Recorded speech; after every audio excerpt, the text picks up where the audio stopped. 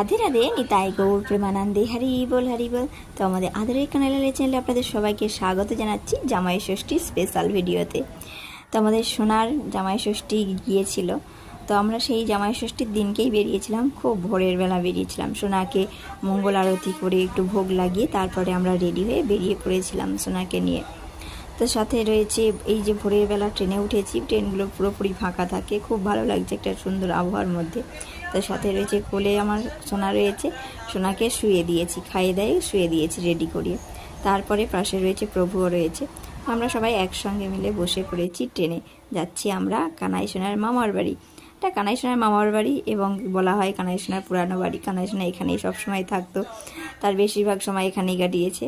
তো আমরা সবাই মিলে রেডি হয়ে গেছি, তো চলুন একেবারে যা কানাই সোনার বাড়িতে, পুরানো বাড়িতে।